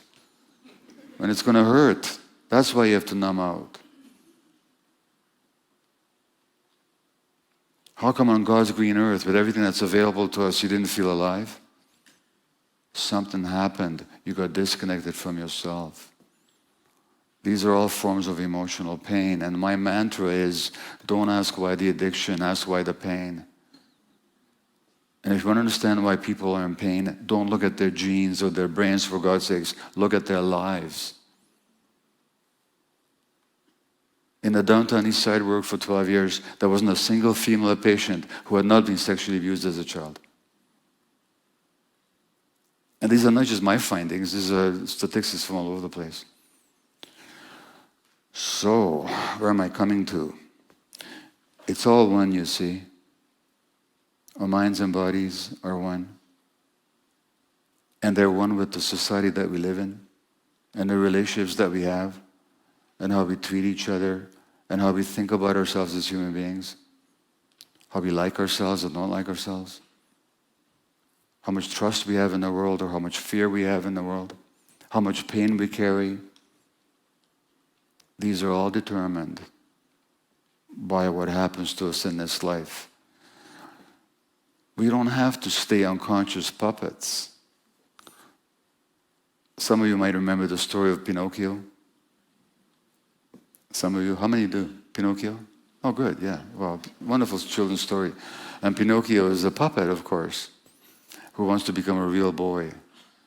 And until he becomes a real boy, he does some pretty stupid things. And when he becomes a real boy, he looks at his puppet self and he says, I was so foolish when I was a puppet. Well, we're all foolish when we're puppets. We're all foolish when we're pulled by the unconscious, which is programmed by our early childhood experience beginning in the womb.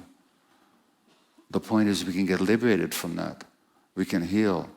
Trauma fundamentally is a disconnection from the self. We can recover. What does, including from addiction. What does the word recovery mean? What does it mean to recover something? It means to find it. When you ask people, what did you find when you recovered? They say, I found myself. Which takes me back to the first thing I said to you about the regret of dying people. They regret that they weren't themselves. The word stress was coined here in Canada by another Hungarian. I hate to tell you, but we're just geniuses, okay? This is Dr. Hans Janos Selye. He was a very famous physician and researcher, not as well remembered as he should be, but he's the one that did the work on stress in the laboratory in the 1920s in Montreal. And he's the one that coined the word stress the way we use it today. He's the one that made the word stress, brought it into the popular language. And he said that most of our tensions and frustrations stem from compulsive needs to act the role of someone we are not. So this thing of trying to fit in with what other people expect from you, trying to please other people, pushing down your own emotions, disconnecting from yourself.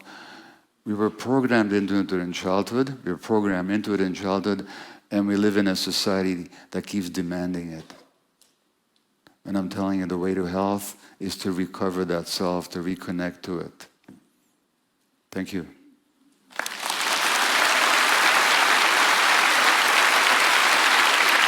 Thank you.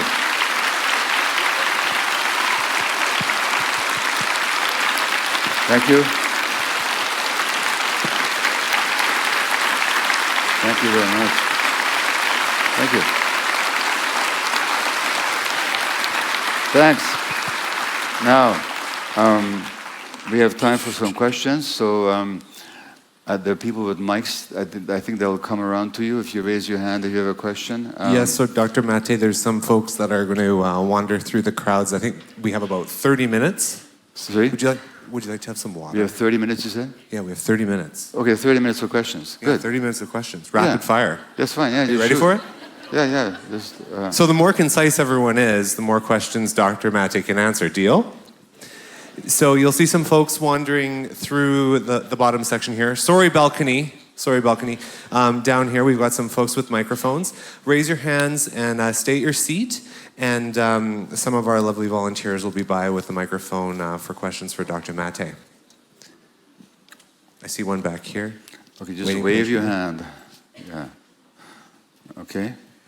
Hi, Dr. Maté. Hi. So my question is, what can you speak to when a lot of recovery programs are fully abstinence-based? What can you say to including psychedelic-assisted therapy in someone's recovery plan? What are the kinds of things an individual should consider before looking into that? Should it be on the table? What kind of risk is involved there? Did you say psychedelic-assisted therapy? Yeah. Well, look, there's a much broader question, which is embedded in your question. most addiction treatment facilities don't deal with trauma. They don't deal with causes, they deal with effects. So they're trying to change the behavior, but the behavior is only a symptom. Symptom of what? Emotional pain based on early experience and desperation. Until you deal with that, you're just dealing with the surface. So addiction programs need to finally get the message that it's about trauma. It's about people being wounded. And I'm telling you, I don't go anywhere in the world.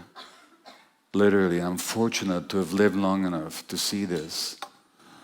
I don't go anywhere in the world without people in the streets coming up to me thanking me. Because I helped them to understand that their addiction wasn't a fault, a moral failure, or character weakness. It was a response to trauma, and they can heal that. It happened here already in Kelowna.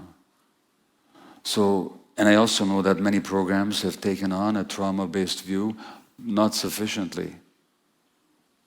Again, as I said, the average medical doctor doesn't get a single lecture on trauma. I mean, it's unbelievable. So, it's a much larger issue than just psychedelics. Now, to answer specifically about psychedelics, they can be helpful. They're not magic pills. To the extent that they help, it's not because they change your brain. It's not like you're taking a drug to change your brain. It's not like taking Prozac for depression, which changes the chemistry of your brain. The psychedelics don't do that. They only last in the system for a few hours.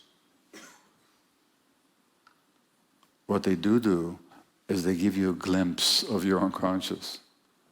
All the pain, the fear that you've been running away from. And that might even help you recall where you developed that pain and that fear. But they help you do it with the consciousness of an adult. So you get a glimpse of your childhood emotional states, but as a conscious adult. Now this depends on really good help being available. So I believe they do have an important role to play, potentially. They're not for everybody. Some people who shouldn't take them at all. But well chosen in a safe environment with well-trained facilitators, I've seen them do wonderful things for people with addictions. In the context of a much longer recovery and healing program, not as a standalone thing. Okay? Hello, Dr. Maté. Yeah, so can you just show me where you are? I'm right here. Okay, hi. Hello, it's Hi. a pleasure. I guess this hits really close to home. I used to work at the Youth Recovery House in Kelowna. Yeah. And our youth really resonated with your work. We held a lot of workshops on trauma and therapy, and they loved your chapters, they loved your TED Talks. And so first of all, I just wanted to say that there's so much happening behind closed doors that you might not be seeing, and people enjoying your work. So I just I'm want to almost say so glad to hear that. thank you for that. Yeah, thank you. The second thing I wanted to really ask you about is, we talk about people and their mental health and addiction, and I moved on from that job. I'm now doing my master's and PhD in clinical psychology, and there's so many mental health professionals out there that have all this training and that know some of what you're talking about. And you're talking about also physicians having their set of training and how it's different. And we can look to other countries like New Zealand, and they have integrated care. So they have primary health care providers with mental health professionals alongside. And yet BC doesn't have that. And I look at the statistics and I look around the room and I see all these people responding to your wonderful questions, and so much of us have dealt with mental health in our families, in our communities, and addiction. Over 50% of people that go to their primary care providers, such as a physician or a nurse practitioner in BC, have an underlying mental health issue. And that's huge. And just as you've alluded to. Okay, but look, I'll ask you to come to your question, okay? Yeah. just as you've alluded to, you didn't get that training in medical school. And so my question to you is, what do you think about integrating mental health professionals into primary healthcare centers? And why is BC lacking behind, whereas other countries acknowledge your teachings and are building upon that? Well, first of all, I don't have to really elaborate on your statement because I absolutely agree with it. You know, the need for integration and interprofessional collaboration and a multifaceted approach, absolutely. Look, I don't know why BC, or Canada in general, or the United States in general, or England in general. You know, a lot of countries are lacking that kind of integration. Again, I said that the Western mind splits things into part, things that can't be separated. We live in a Western mindset, really a colonial mindset. You know, and that's just, now, I can tell you that for all the invitations I get to speak around the world, I never get one from my home university, UBC. I'm not taking it personally, but you know, actually this year I did. I did give a talk for the Alumni Association a couple of weeks ago. I've been asked to give grand rounds at Children's Hospital in a couple of weeks. The BCMA asked me to write an article on trauma. Well, that's amazing. I've only been yelling about it for the last quarter century. But you know, so I'm saying there's slight shifts, but there's tremendous institutional inertia. There's tremendous institutional inertia. And generally, the people that make it into governing or decisive positions in institutions are the ones least likely to look at this stuff. That's just how it works. How to shift it, just keep plugging away. Question from the back here. Yeah? Hello. Yeah, hi. Yeah, wherever. I'm on the other side. The other side. Okay, Hello. yeah, hi. Hi, doctor. Hi. I wanted to ask a question regarding kind of how we contextualize this within world events. I think we're all seeing a lot of traumatizing content from parts of the world that are going through very difficult circumstances. Yeah. The ones I'm thinking about as a Palestinian are Gaza and Palestine specifically. Yeah. And what I'm seeing is a lot of mental health practitioners champion this idea that the best way for us collectively to move through this is to look away and guard our own selves and our discomfort. Yeah. What do you think about that in terms of a way of taking care of ourselves, but also a way, or like what responsibilities do we still have towards other people while shielding ourselves from things like that? Okay. Well, look, that's everybody's individual call. If your simple goal is to shield yourself and protect yourself, don't look at it and don't engage with what's going on. But I'm telling you, as a Jew, I grew up with this. When I was 11 years or so, I really found out about the Holocaust. For years, my head was spinning every day with the question, how could this have happened? How could the world could have let this happen? I'm seeing now how the world can let it happen. Parents are picking their kids' bones out of the rubble, and the world is ignoring it, and letting it happen. And our politicians are even cheering it on. It sickens me. So we can have a decision about should we just look after ourselves. I don't blame anybody who comes to that decision. That is too painful, it's too harrowing, it's just too terrible to pay attention to. I can understand that.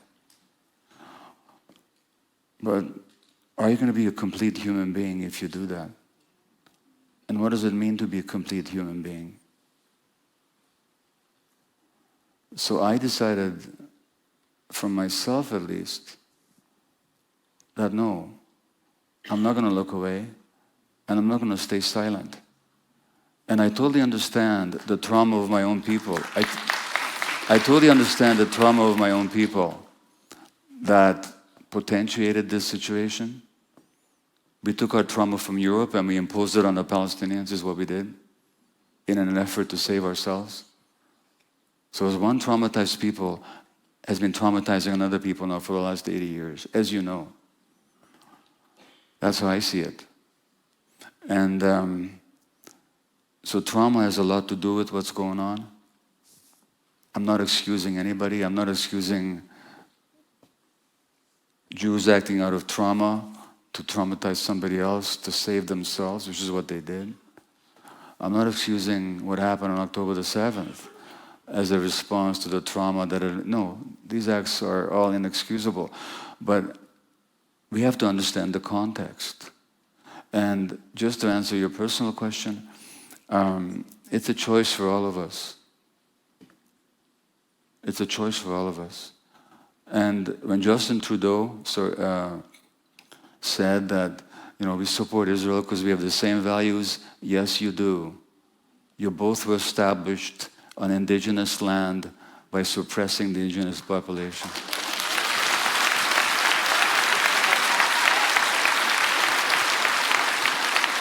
And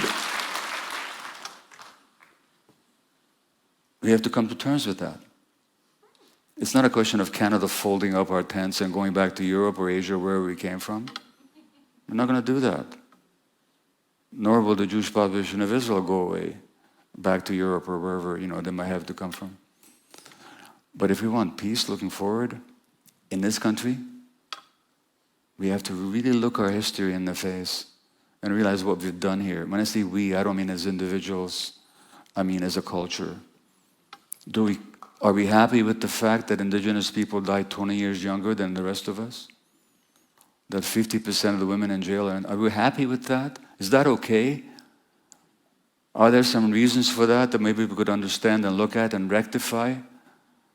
Is it okay that Indigenous nations don't have potable water in 21st century Canada? Is that okay? And I'm saying the same thing needs to apply in the Middle East. Not to undo history, but to look it in the face. And again, each of us individually has to decide, yes, we want our safety, we want our comfort, we have to look after ourselves, and sometimes we do have to disengage. But overall, what will make us a complete human being that when we look back on our lives, we'll be happy with? For my own part, it's not disassociating from reality. Okay?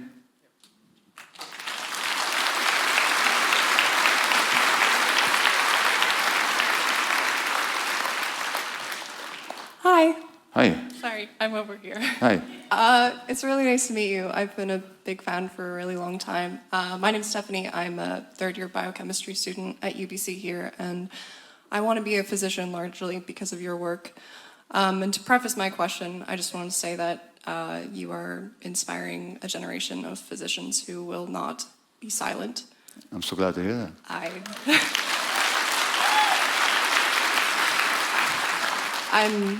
Just don't argue with your teachers very much. Oh no, don't worry, I do that plenty. But Okay. my honors thesis is I'm designing a project about how we can link trauma and addiction education to biochemistry and present that to biochemistry students. And I'm going to teach it as a module for one of our classes. Okay. So that'll happen in the next few years, so that's exciting. But Yeah.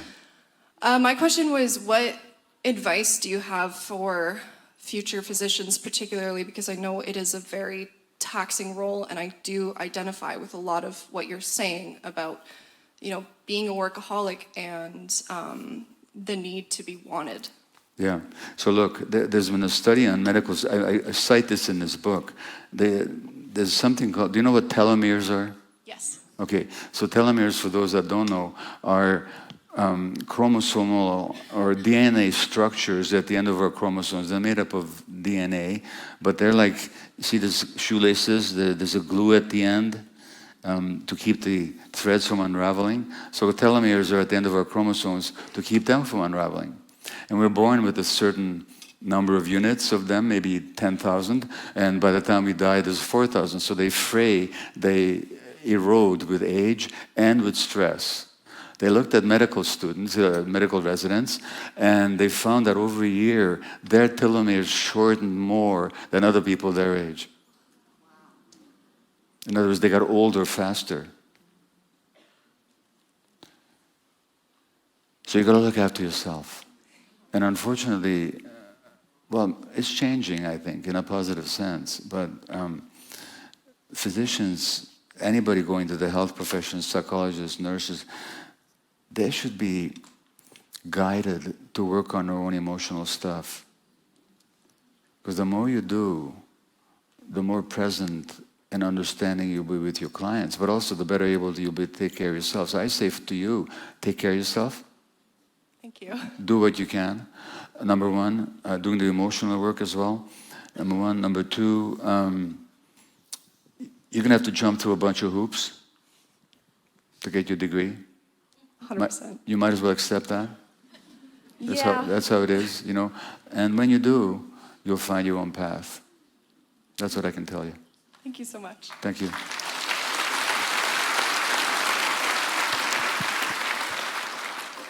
Hello? Hi. Oh, no, sorry, other side. No, over there. Hi, I'm in orange. Okay, yeah, okay, hi. My question's a little bit different than I'm everybody sorry, else's. people are waving their hands. Stand up, would you, who are asking the question? Yes, I am standing up. I'm Over right to You your are left, standing up. Dr. Maté. Over here, over in the orange. Okay, yeah, okay, It's go. really bright up here. Thank you. I'm dealing with a high conflict. Let me go to the mic here. Okay, start again, yeah? I'm dealing with a high conflict parent who suffers from schizophrenia. Yeah. We have a young child. A parent? and A parent? A parent, yes, my ex. And I'm just wondering, for what she has already experienced in her young life, is it healthy to continue?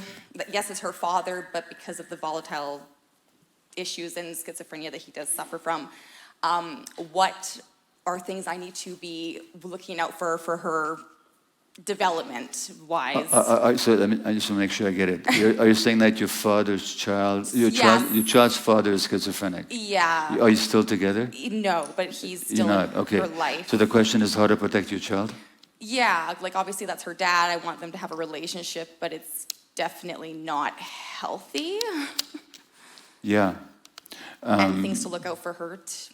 I don't How old is your child? She's 2. 2? Yeah. Does she spend time with the dad? Yes. In your presence or on own? In my house, yes. Okay. Is that because you want that to happen, or he wants it to happen, or who's making? It's both. You But both want it to happen. yeah, they need to be supervised visits, so like he can't be alone with Okay. her. Well, look, the child needs to feel absolute security, and you can provide that. No, look, let me tell you something. You might not be cheered up by this, but your husband's or your child's father's schizophrenia psychosis is rooted in trauma. Yeah, Okay? for sure. Number one. Number two, we always marry somebody at the same level of trauma that we're at. So you wouldn't have been with this man had you not been traumatized yourself. Are you with me? I guess, yeah. Okay. So the best thing you can do for your child is to work on your own stuff. Yes, and it's definitely happening. So that you can, because the more you do, the more present you'll be able to be for her, and the more protective you will be of any negative influences that might enter from any other source. So the most important thing you can do is, I really suggest you read a couple of my books, the Hold On to Your Kids, it's a parenting book, and perhaps The Myth of Normal as well. Look after yourself, do your own healing, and absolutely provide that attachment relationship for the child where they feel safe and they can express their emotions. And tune into her. And if after a while you find that these visits are more upsetting for her than calming, you might want to reconsider the situation.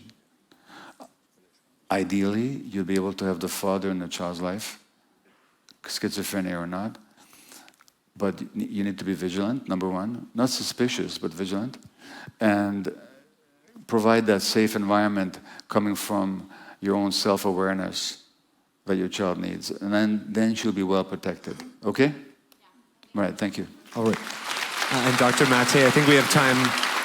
We have time for 2 more questions, and I do see that there's a mic here at the back on the right-hand side, waving. Yeah, we see you waving back there. And then we have one over here. So we'll just take those last two questions and then we'll wrap up. Why, Gabor Maté, why limlim kitchala? Why kusuneho? Dale kon quantis noxilo. Hinjay squist kano chanitza. Kisukana kenu. A hain tumhula, a hain tlachpten, limlim kuchkich. I'm really grateful my little brother made it here tonight. I welcome you in my territory.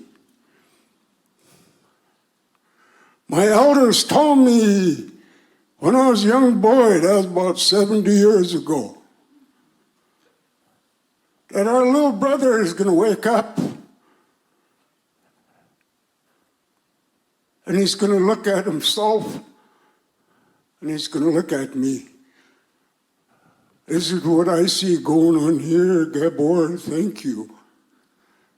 I have a question that's been eating me for 23 years. Yeah. I'm having a hard time with it. My grandparents are all gone.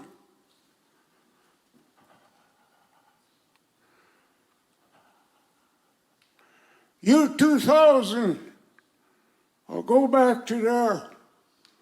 Me and my boys, we got back from Saskatchewan on a ride for world peace with our relative Ernest Sundown and Chief Orville Lookenhorse, caretaker to Calf Pipe. We were instructed by my elders from our eastern-western boundary that somebody needs to guide these pipes through our territory. So I did that. Mm-hmm. Me and my family. I used to have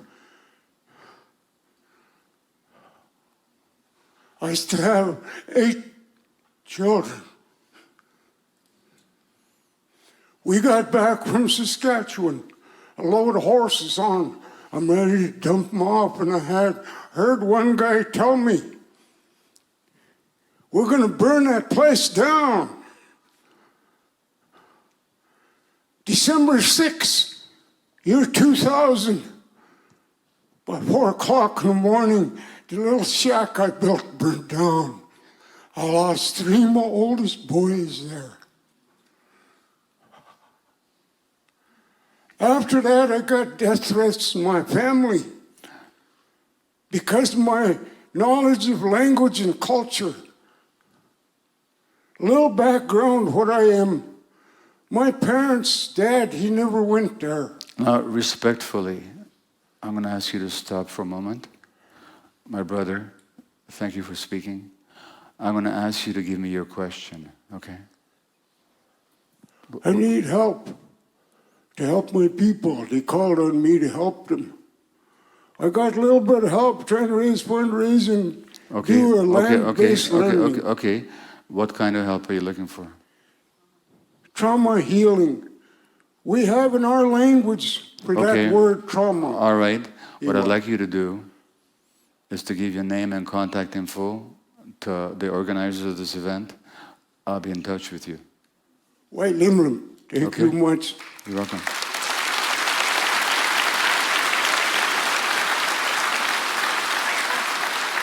Okay?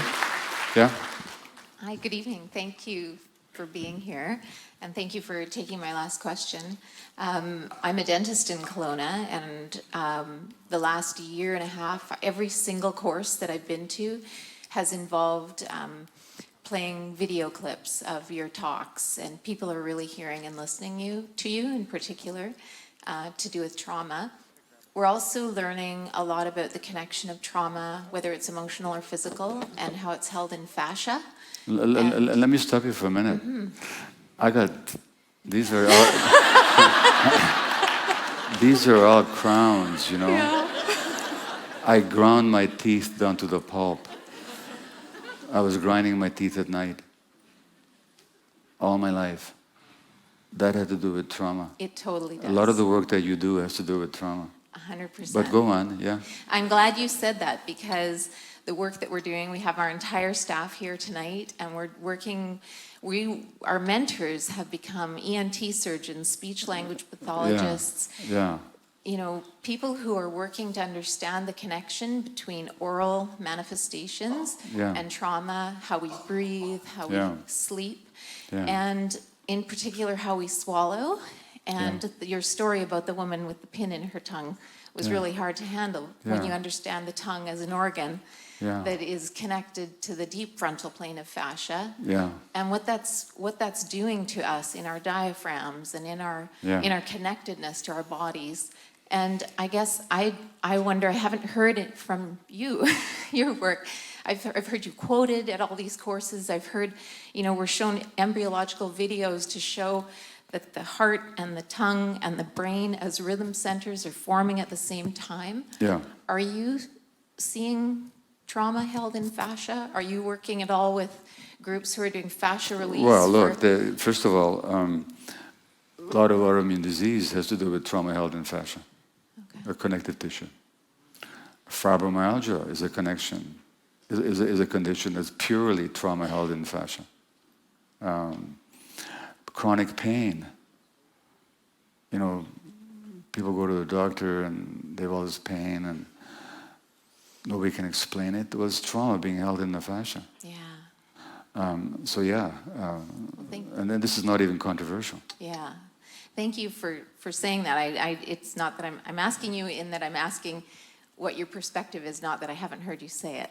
Yeah, But, well, yeah. you know what? What's interesting is that physiotherapists and body workers, massage therapists, they get this because they work with the body and they work with the tensions and the tightenings and the blockages. I'm glad you know that your ground teeth are connected Absolutely, to fascia yeah. and trauma. Absolutely, That's awesome. yeah. Okay, well, thank you. Thank you.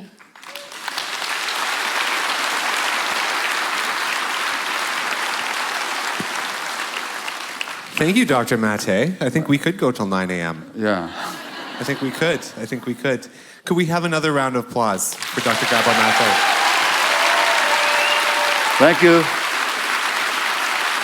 Oh, don't go away. We're not done with you yet.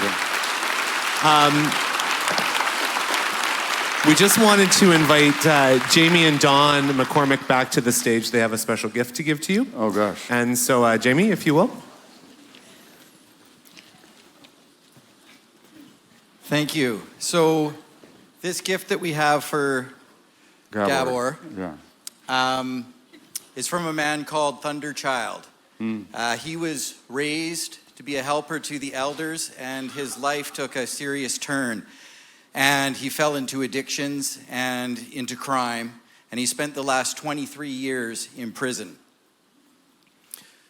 Fortunately, another turn has happened, and he's now at the Laylam Healing Center in the Pacific Institute in Abbotsford. And the elders are recognizing him for his artisan abilities, his singing, his drumming, his creations. And so this gift, he wanted you to know that the red cloth around it represents the western door, which is where his spirit helpers come from. Okay. The gift inside it was not bought. It was a donation as an offering and an honor to you from him. And so Don's got this for Thank you. Should I open it? Okay. Oh, wow. Isn't that beautiful? My God, look at this. Thank you. Thank you so much for coming tonight, Dr. Gabor Maté. Thank you. All right, thank you all very much.